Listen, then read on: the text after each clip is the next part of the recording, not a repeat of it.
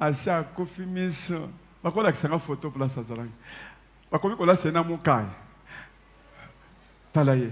C'est lui. Tala ye wana Méconnaissable. akufaki deja. Méconnaissable. Il était là. Akufaki wana na hôpital. Là à l'hôpital. Akufaki deja. Il était déjà mort. Famille bandiko ya pour attaquer moi sinaye. La famille venait attaquer la Tout le femme. monde dit banda ba déjà kazo kufalelo. Tout le monde s'attendait déjà à sa mort. Pour ça école monene les vidéos. Parce qu'il a une grande école ici, les vidéos. École monene. Une grande école. C'est ça son école. Wana immeuble na ye moko. C'est son immeuble. Les vidéos ezaka na nzela wana soki nzela. C'est sûr Kabambar est là-bas quelque part. Tal. Wana yaye. Tout ça c'est pour lui. Nyoso wana déjà bando ki déjà balobi bako panza yango bako se partager. Biloko eza na valeur te. Wana déjà ya kofi koto ayeba kite ke biloko eza wana. Là de l'autre côté il était déjà mort et d'un côté les sorciers s'attendaient déjà à dissiper toutes ces. On s'en va la conséquence. Vous avez vu les conséquences? Alléluia. Amen. Et lorsque je suis allé à l'hôpital, j'ai trouvé quelqu'un qui a sorti des déchets comme ça. Des déchets comme ça, tout noir. Je commençais à prier. Je commençais à prier.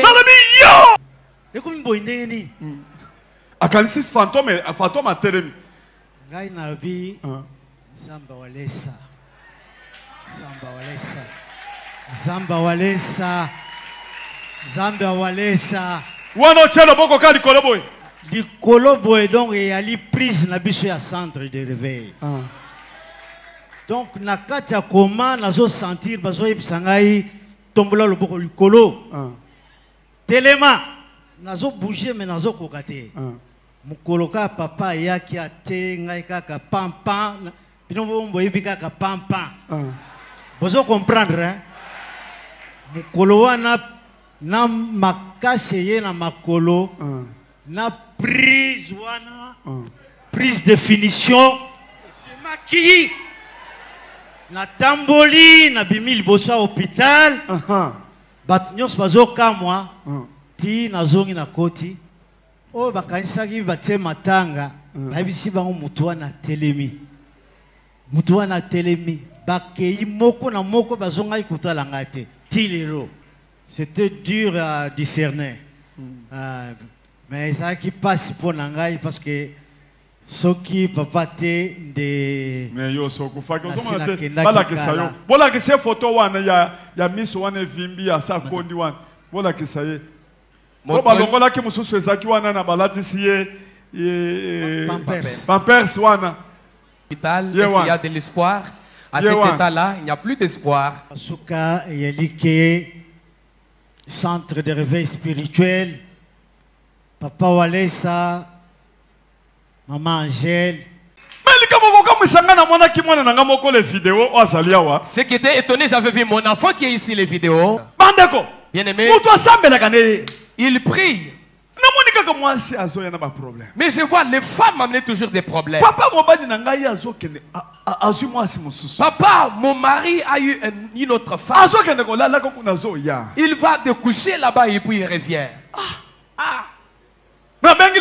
J'ai invité les vidéos. Les vidéos viennent. Toi, tu as une autre femme. Non, papa. Cette femme-là, je l'ai reçue seulement comme ça. L'Esprit de Dieu m'a touché. Les vidéos, l'Esprit de Dieu t'a touché. Je lui ai dit les vidéos, les dieux avec lesquels tu as fait le feu. Et puis tu vas entrer dans leur corps. On va te tuer. Maman Angèle a dit à sa femme, ne pleure pas. Ce mari-là, fortifie-toi. Lorsqu'on a commencé à délivrer, c'est alors qu'on a découvert les choses. Pourtant, quelque part, il y avait des cérémonies dans la famille. Donc, on attendait juste qu'il trouve et tout. On l'avait déjà possédé. On l'avait déjà enterré. Nous l'avons récupéré. Un soir, il vient, quelqu'un vient. Il tombe. Il est tombé sur les escaliers. Malade. Il est tombé malade. On regarde les taux de sucre. 800. 800. 800, 900. Bande ko soki bomoni photo tango bakene na hôpital. Asa kofi miss. Bakola kisanga photo place azalaki. Bakomi kola sena mukai. Talaye. C'est lui. Talaye wana. Méconnaissable. Akufaki déjà. Méconnaissable. Il était là.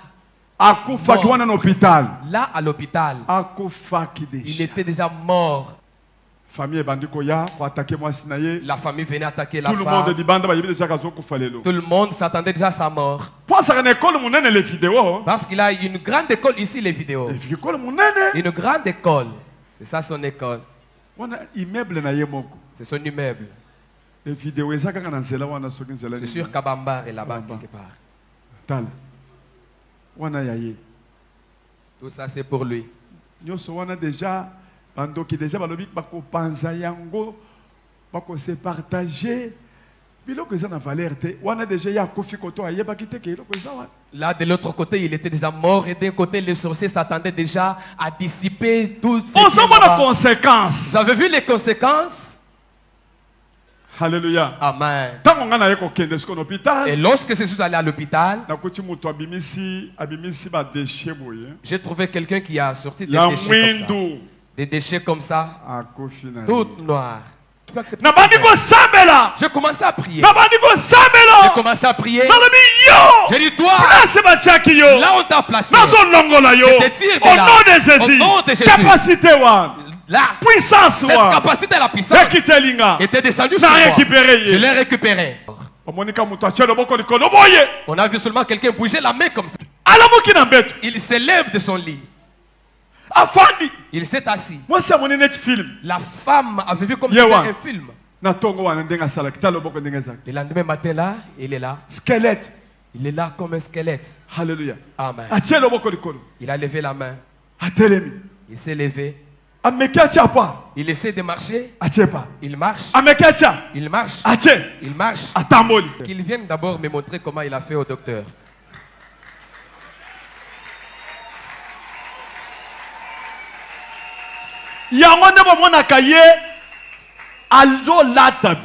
C'est pourquoi vous le voyez, il aime bien s'habiller. C'est lui qui m'a acheté les chaussures que j'ai portées. C'est semblable. Qui t'a dit de porter comme ça aujourd'hui? En tant que docteur à côté.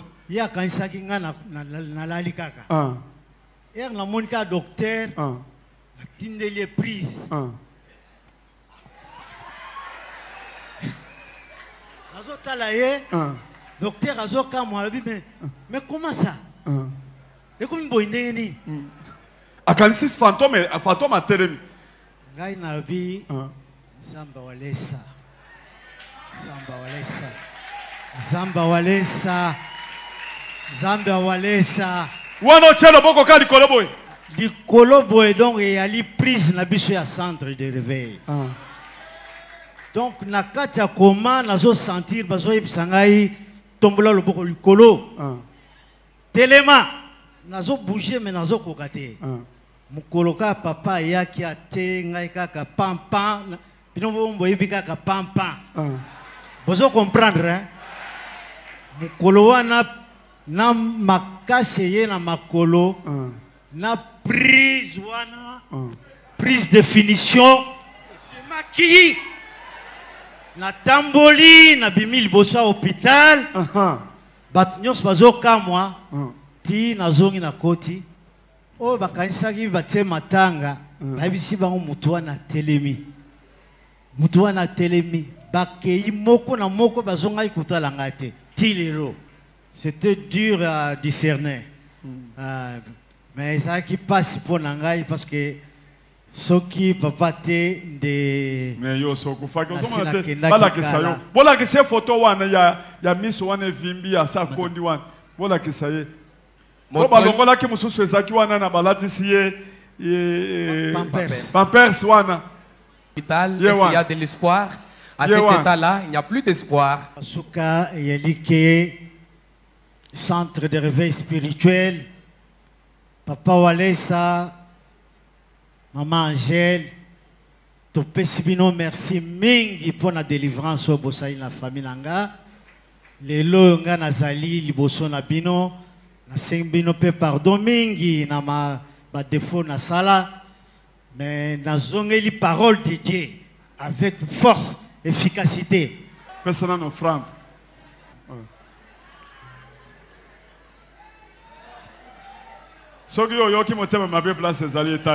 Si tu sens de la haine là où tu es, car à toi, quand j'étais parti prier, est-ce qu'on était avec toi? Ça c'est un chapeau qu'on est en train de me porter.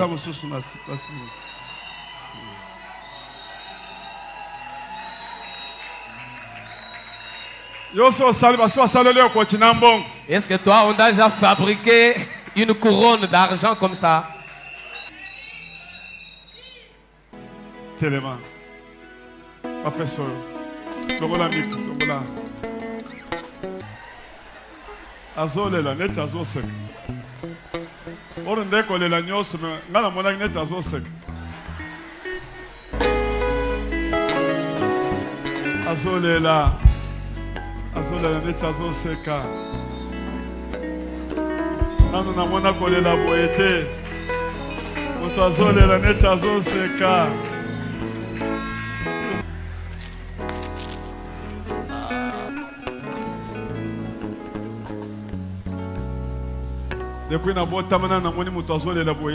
Depuis ma naissance, je n'ai jamais vu quelqu'un pleurer comme ça. Moi, je pensais qu'il rigolait, pourtant il pleurait. Shalom, c'est Papa Moïse prophète. Il y a église Hosanna. Na ye kopé sabino message de l'eau pour ba oyo bazala ba blocage, ba limitation, ba mari de nuit, ba esprit de mort, ba maladie oyo et si la kate. Mais mingi nazana besoin ya ba oyo ba tambola partout. Oyo ba luka ba délivrance, oyo ba mata kutu ba vio pour ko luka ba délivrance et simbate. Nazana besoin na bino boya pobo bika po ite ngonga na bino ekoki. Awa ba benga ngo terminus. Awa ndezali sika ba démonios surtout basukaka moto moko na ya ate azwa délivrance ka bikate na ne salamate bangonio surtout babika avant kutu boya bofukama bosenga Saint Esprit ala kisabino soki Papa Moïse azali ya ye ou bien ya yete ako répondre bino tout de suite bokota na YouTube bobeta Papa Moïse prophète TV boko mona ba témoignage ba belé oyo babika déjà oyo basala. Nakumisi nzambe ya Hosanna, nakumisi nzambe Papa Moïse kwa bikisinga na malade estomac. Na banda ko souffrir mingi na estomac. Ezaki soke kanginga nazo lala te, ezo sala pasi tina mukongo moto ezo bimangai. Kolia mate sou pasi, bablo msu kolia ngo très difficile. Depuis Papa Moïse abondela pona ngai nazo kimia. Nzambe Papa Moïse asalinga minene abikisinga na estomac, na melaka lisu pantomètre te na bwaka ba pantomètre. Merci Jésus, Nzamba Pambola Papa Moïse. Shalom, shalom, shalom peuple de Dieu. J'avais beaucoup de difficultés dans ma vie. Nazaki Moutaba Régé. Un peu partout là, où vous en contrat, où vous Moussala, après quelques temps, Kakaboye, Mkolo compagnon Yini ou Kabou, sans raison valable. D'ailleurs, au Koutanana prophète Moïse, le prophète Moïse est un homme de Dieu. Aza homme de Dieu, tout ça va aventure. Aza vraiment Moussa Lienzambe. L'homme de Dieu a prié pour moi. J'avais des masques, masque à Régé. Et depuis que l'homme de Dieu a prié pour moi, je vous dis, tout a changé dans ma vie. Tout a changé dans ma vie. A changé Nyonsor. Nzambe a fumola la porte. Mon prophète Moïse, que Dieu te bénisse. Depuis 2012, ils ont locaté. Ba docteur ba ibisanga ekoko yokati na kina ba deux rendez-vous na hôpital ya minene ba ibisanga ekoko yokati moyen pe basala opération pesati en tout cas ba na vanditi lelo na yoka na ngai te na lito na nga gauche mwana na yo komo na nani na yo ko lobi mwana na nga komo mwana na nga liboso komo na nani Marcel na zo na kangika lito yo kaka nazoko na oyo banda koyoka te, ça veut dire que la yoki zambe ya ngai. Oh ma na pusi mon téléphone musika prophète. My God. Nazo la bino nyonso tout dans moto. Pour une augmentation de la poitrine et des fessiers, utilisez la pommade Tozawatai. Grâce à sa nouvelle formule, mesdames, la crème Tozawatai augmentera vos seins et vos fesses, mais également vos hanches et vos mollets. 100% naturel.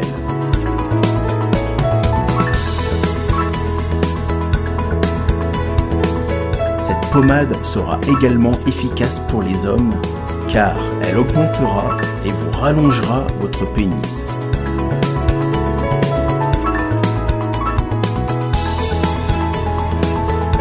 Alors contactez sans plus attendre Nicole Malonga au 06 05 50 23 18. 06 05 50 23 18 et via le site internet sur www.tozawatai.com. Une pommade, tout ce qu'il y a de plus naturel. Shalom, shalom à vous les enfants de Dieu. C'est bien moi votre frère, le pasteur Israël Nash. Je vous salue au nom de Jésus. Je suis précisément à Kinshasa. Naza responsable à Ophelina. Jésus est mon papa. Naye liboso na bino pour représenter bino bana o bozomona na bilili pe ba difficulté tozanango.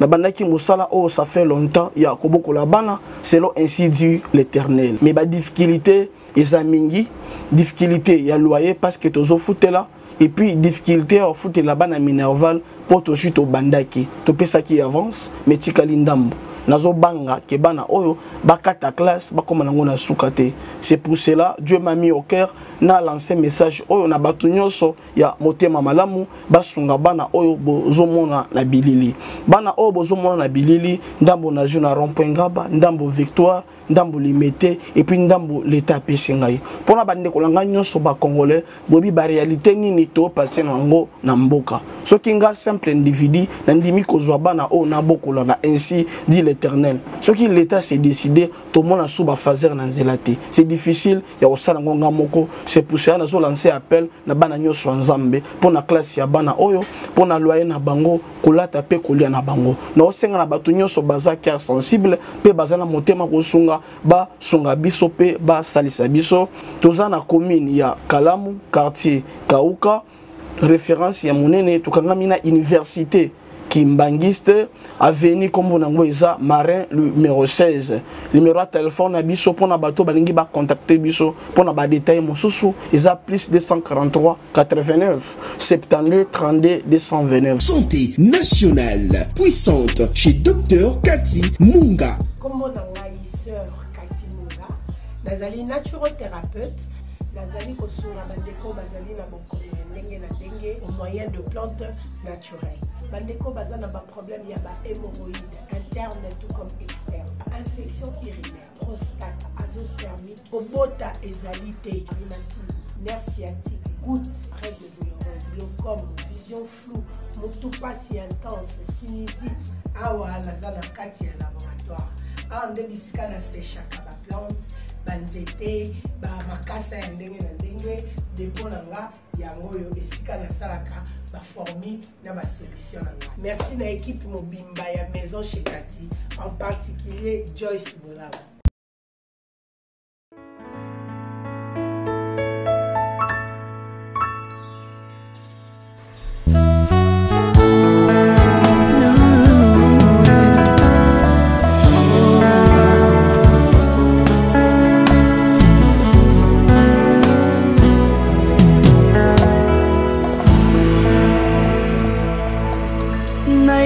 Na yo papa nanga monisanga loboko na yo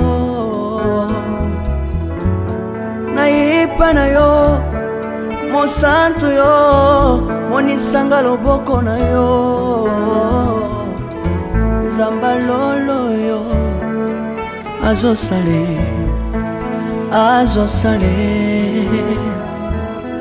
Nzamba lolo yo azosale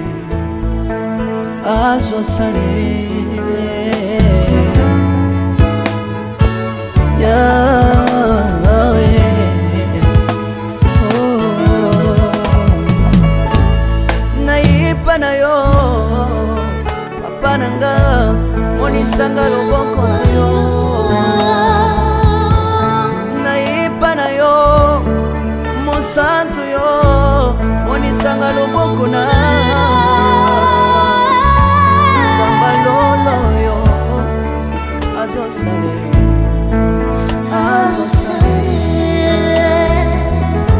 Zamba kabasangolwe azosale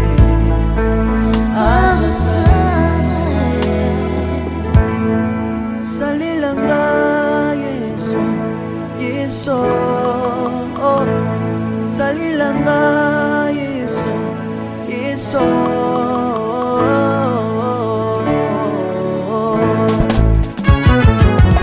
Alléluia.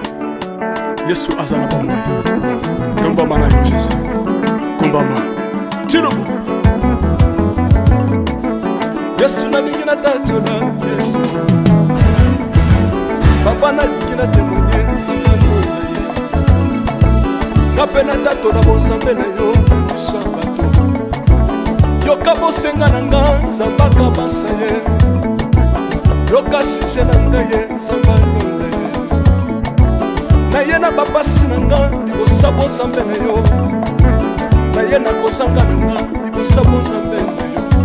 Salela nga Yesu Yesu Salela nga Yesu Yesu Salela nga Yesu Yesu Salela nga Yesu Yesu Undela nga Yesu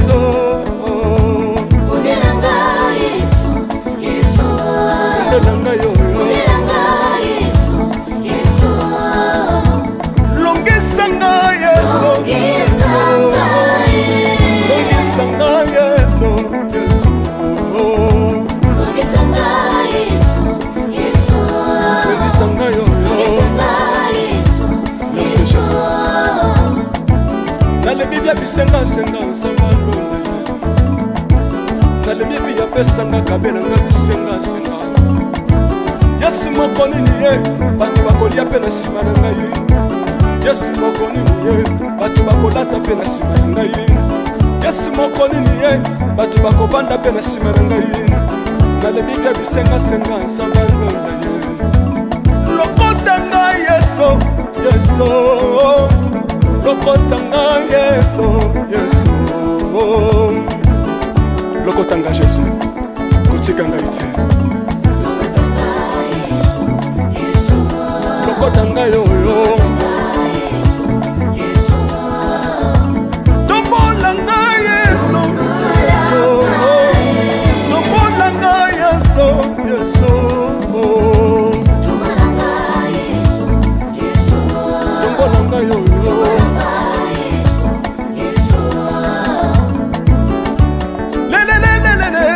Sawa fako Sawa fako Watitishina nsambi watenzelera Watitishina nsambi watenzelera Yesu Yesu Lesa mukatanga lisa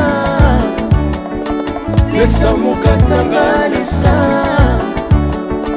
Lesa mukatanga ye Lesa mukatanga lesa Alléluia Chirobo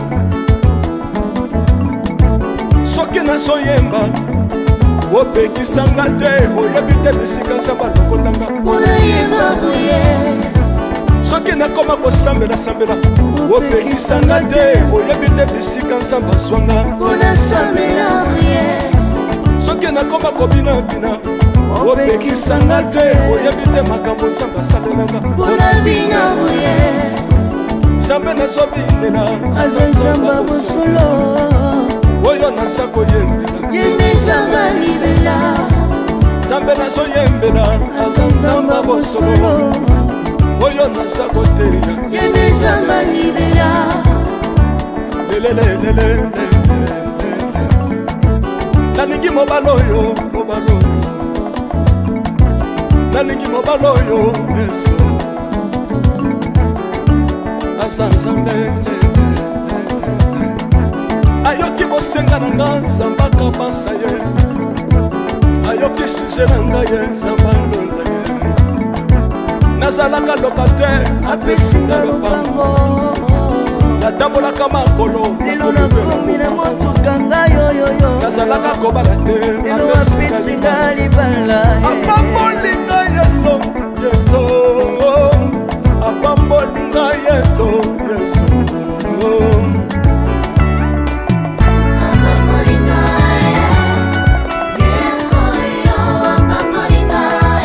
Yesu apambolinga Chilobo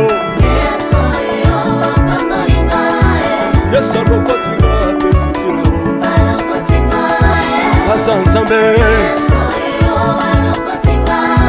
nalingo beta mololo bisika ezali yo beta mololo wapi bafisi du prophète bana royaume de Dieu bana centre de réveil ozo bouger obinaka wapie mpona pambola yo ingénieur qui on est ensemble na yesu elongo tozomata mabe ya nzambe eza wapi soki nzambe azopambola yo lingana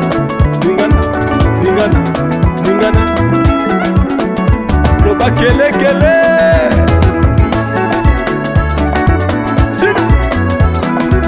sala ngombe syndicat que Dieu vous bénisse.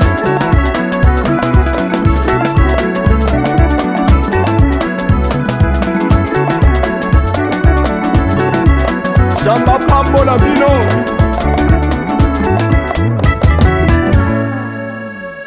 Alléluia.